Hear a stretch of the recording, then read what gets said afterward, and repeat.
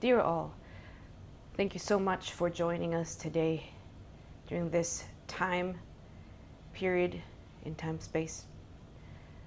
I appreciate that you have sought out this specific video. There are no coincidences. Everything is magnetic in its own way. Everything is made of frequency and vibration, and therefore reaches those who are interested and ready to hear. This is Spirit once again, and we are continuing our small series around the ability of humanity to transmute emotions and energy. This specific video we would like to dedicate to the knowledge around transmuting emotions and energies within the energetic field that you all carry. It is already scientifically possible to measure the so-called aura that is located around your bodies. As your bodies are made of electricity, there is a type of glow, if you will, that emanates between 2 and 12 feet, depending on how strong, healthy, and balanced the individual is.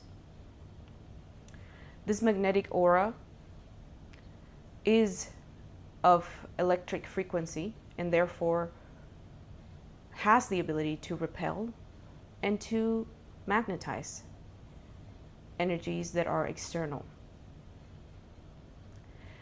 When people talk about feeling like their energies were invaded, when they say they are overstimulated, when the idea of walking in public spaces feels like a chore, but also when people say that they are enjoying the time they are spending with a specific friend, or they appreciate how energized they feel after having entered a specific location, a city, a building, yes, even sometimes temples or churches. That is all due to the fact that these external energies are either compatible or incompatible with your own aura, your own auric field. Now, some would say that in order to keep your auric field clean, quote unquote, you actually have to follow a strict regimen of, for instance, diets or spiritual disciplines or cleansings or even ritualistic ways to add protection to your auric fields. The reality is that everyone has to find their own very tailored way to keep their auric fields balanced. In fact, if you come across someone who says this is the way and it is the only way, we recommend to take that with great heed and a great grain of salt. For all of these journeys on earth are as numerous as the faces of humanity. Everyone is on their own very specific path with very specific lessons to be learned and very specific energetic compositions to be transmuted. So we recommend doing what you feel comfortable doing without feeling burdened in the process. If you feel like a daily morning prayer would be of help in keeping your auric field balanced and able to healthily transmute energies that are external to it, then so be it. If you believe that you must be a vegetarian to keep your auric field cleansed, then by all means, feel free to do so. However, whichever measures you take for yourself, whichever measures bring you peace and a balanced state of being, we urge you not to force them onto others. You may speak of them, you may share them, but do not, please, do not judge others for having other strategies. Do not judge others and therefore impose your own ideas of what it means to have a cleansed or balanced auric fields. What the rituals are or should be are really only your own business. You have to find your own measures for yourself. So coming back to this auric field, how exactly does your auric field has the ability to transmute energies and emotions that are external to you? When you are balanced, your auric field can expand and also decrease to protect your soul and your inner constitution.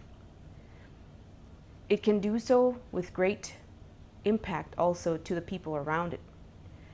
There's a saying that someone walks into a room and he lights up the room. This is all part of the auric field effect. Or when someone walks into a room and everyone suddenly becomes more quiet and repressed. This is all part of the auric field impact as well. Now, is there a certain way by which you have to control what your auric field does? No, not really. There are small steps you can take to encourage it to be stronger or more balanced. Again, this would be your own personal journey of discovery. But generally, your auric field is very natural to you, like breathing. In other words, the more balanced you are within, the more you have increased your own personal well-being, your self-understanding and self-love, the more naturally and organically your auric field will be able to repel any energies that are not aligned with what you want to see in this world. What this also means, consequently, is that if you have found ways to love yourself, to respect yourself and value yourself, if you have found ways to be rested, physically, mentally, spiritually, and emotionally, if you have found ways to help keep boundaries afloat that honor who you are, not out of fear or out of arrogance or pride, but simply because you have learned not to judge, that is when the auric field can do its best work for you. So it is odd that I would mention the auric field as a strategy for transmutation when there's really not much you can do to change it or control its behavior. As you will see with most of the messages that I bring in terms of transmuting energy, most of it is simply related to how healthy your inner being is, how well you have taken care of yourself. Everything else is a natural byproduct to it. Now, with the auric field, there is also the understanding of colors, as mentioned in one of the earlier videos posted on this channel. There are people who are able to see auras, perceive them as colors. There are cameras who are able to capture your aura, the colors that come with it, and what those colors could signify, potentially, parallel to the vibration of certain emotions. Now, one little trap that humanity likes to corner itself into is to think of itself as special. Oftentimes, when people talk about auras or aura colors or seeing certain vibrations coming off of you, it is very easy to want to see oneself as more special. Ah, yes, I am an indigo child. My aura is of an indigo dark blue color. Ah, yes, I am a rainbow child. Yes, the colors of my aura are like the rainbow, numerous and vibrant. We heed caution with these feelings of specialness. Yes, each and every one of you is a unique imprint of creator and creation force. However, specialness is what creates division and only fuels the extremities, the polarity of good and evil. If you come across some knowledge around your own auric field, whether it be in terms of what your aura color is, or potentially what your human design is and how your energetic imprint works, please be careful not to see yourself as special. Appreciate who you are. Use these tools and this knowledge to respect and honor yourself. But please do not see yourself as higher ranked or more specially ranked than anyone else. This is the same for the tailored solutions you find to keep your auric field cleansed and balanced. The rituals, the prayers, the mantras that you speak, whichever little measure you took to keep yourself afloat in peace and harmony. Do not see these as better than someone else's rituals, prayers, and mantras. we do not recommend this, as it again only fuels division and increases the polarity in these energies that once again will end up having to be transmuted by you anyways, whether in this lifetime or the next lifetime. One more thing we would like to add to the knowledge around auric fields. There is no such thing as possession or demonic entities overcoming you. For frequencies are only allowed into your auric field if you agree with them. Now, this may be quite shocking and a little offensive to many who have grown up with rather negative understandings of possession or demonic activity. Many of those even who are from outside the religious construct and understand the idea of negative spirits or beings that do not have our best in mind. There's this paradigm that says that they can take over and we must walk in fear because at any point in time our auric field could be violated and embodied by another energetic imprint. This is rather sad because by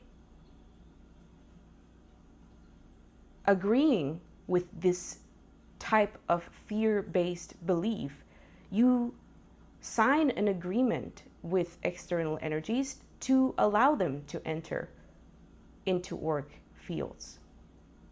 Now, they cannot take over completely. That is not allowed by universal law. However, when we focus on fear, when we focus on what we do not want, we are imbuing that, whether it be a being, a circumstance, a situation, or an emotion, with life-giving power, strengthening it with our focus. Yes, when we fear something, it only becomes stronger in our life. When we fear that a being can take over our auric fields, we have agreed to allow that being or any being to come through. Now, we do not judge. We do not see these rather sad consequences as punishments for humanity. They're simply messengers for you to realize how much power you actually possess and that you are allowed to say no. You are allowed to block off external energies from entering your own auric field. And it is as simple as saying no. It is as simple as calling upon your team, your guiding angels, God form that you respect and honor. Call upon, and you will have given yourself the permission slip to block off any energies that are external to you from coming into your auric field. It is relatively simple and often not respected as a valid tool because in those instances where external energies have entered an energetic field, these instances seem very violent often, expressed, for example, as possessions or as great dips of depression or as great emotional volatility. And so these very, very dramatic moments seem to make the case for the fact that it is not as easy as simply saying no. It is not as easy as simply asking for help from external, from your guiding team and guardian angels. But we encourage you to walk with experimental hearts. See this as a journey of data collection. Try it out. Ask for help. Bring in your own little moments of prayer and ritual that could help keeping your auric fields clean and balanced. Because once again, a balanced and clean auric field very naturally transmutes energies that could be harmful to you or to other people around you. And it's not burdensome, it is not difficult for the auric field to do so. In fact, you usually don't even notice that your auric field does this. So when you do come across paradigms that say, oh, do not mingle with the sinful ones. Oh, do not go to that neighborhood, for the energies there are so bad. Know that anything that preaches fear is simply taking power from you. Now, we are not saying to be unwise and to put yourself in harm's way, but we are saying try to resonate with those things that bring you empowerment, courage, strength, and peace. Not with those messages or paradigms that fill you with anxieties and the shoulds, musts, and haves of human behavior. We thank you for your attention, and we wish you all the best on your journey of self-discovery. Goodbye.